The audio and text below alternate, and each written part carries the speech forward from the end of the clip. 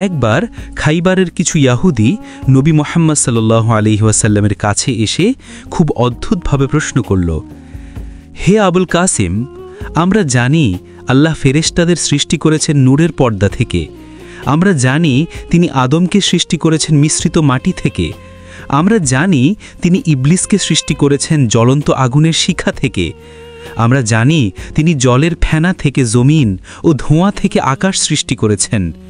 কিন্তু হে আবুল কাসিম, আমাদের বলুন, কে সৃষ্টি করেছেন আল্লাহকে? তিনি দেখতে কেমন? তার রূপ কেমন? তার বাহু, তার আকৃতি, তিনি কি সোনার তৈরি নাকি পিতলের? এই প্রশ্ন শুনে নবী সাল্লাল্লাহু আলাইহি ওয়াসাল্লাম কঠিন রাগান্বিত হলেন। ইবনে মুনজার বলেন, তিনি আল্লাহ সম্মানের জন্য তাদের প্রতি কঠোর হতে পারতেন, কিন্তু তিনি সংযম রক্ষা করলেন। ঠিক সেই মুহূর্তে আকাশ থেকে অবতীর্ণ হলেন জিবরাইল আলাইহিসসালাম। তিনি বললেন, হে আল্লাহ রসূল, আমি আপনার জন্য আল্লাহর পক্ষ থেকে তাদের প্রশ্নের উত্তর নিয়ে এসেছি। তারপর জিবরাইল আলাইহিসসালাম পাঠ করলেন সেই আয়াত, কুল হুয়াল্লাহু আহাদ আল্লাহুস সামাদ লাম ইয়ালিদ ওয়া লাম ইউলাদ ওয়া লাম ইয়াকুন লাহু কুফুয়ান আহাদ। বলুন, তিনি আল্লাহ, এক ও অদ্বিতীয়। আল্লাহ কারো মুখাপেক্ষী নন, সবাই তার মুখাপেক্ষী। তিনি কাউকেও জন্ম দেননি এবং তাঁকেও জন্ম দেওয়া হয়নি, এবং তার সমকক্ষ আর কেউ নেই।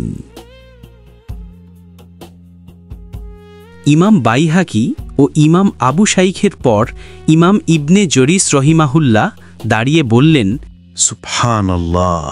এই সূরায় আল্লাহর একত্ববাদের সঙ্গে কোনো কিছুর মিশ্রণ নেই। না এতে দুনিয়া বা আখিরাতের কথা বলা হয়েছে, না জান্নাতের না জাহান্নামের কোনো উল্লেখ আছে এতে। বরং এতে কেবলই আছে আল্লাহর মহিমা, তার বড়ত্ব, তার অনন্যতা। তিনি আরও বললেন, এই সূরার প্রতিধ্বনি আল্লাহর আরশের চারপাশে ঘোরে এবং এই সূরাটি তার তিলাওয়াতকারীর নাম উচ্চারণ করতে থাকে যতক্ষণ না আল্লাহ নিজে সেই ব্যক্তির প্রতি রহমতে দৃষ্টি দেন। আর আল্লাহ যখন কারুর প্রতি রহম করেন, তখন এমন কোনো বিপদ নেই যা তাকে স্পর্শ করতে পারে। এরপর ইমাম বাইহাকি রহিমাহুল্লাহ আবার দাঁড়িয়ে তার শিক্ষক সাহাবী আনাস বিন মালিক থেকে শেখা একটি ঘটনা বর্ণনা করলেন। আনাস রাদিয়াল্লাহু একবার তাবুকের এক পথে নবী করিম সাল্লাল্লাহু আলাইহি ওয়াসাল্লামের সঙ্গে ছিলেন। তারা সূর্যকে এমনভাবে উদিত হতে দেখলেন যে সেটি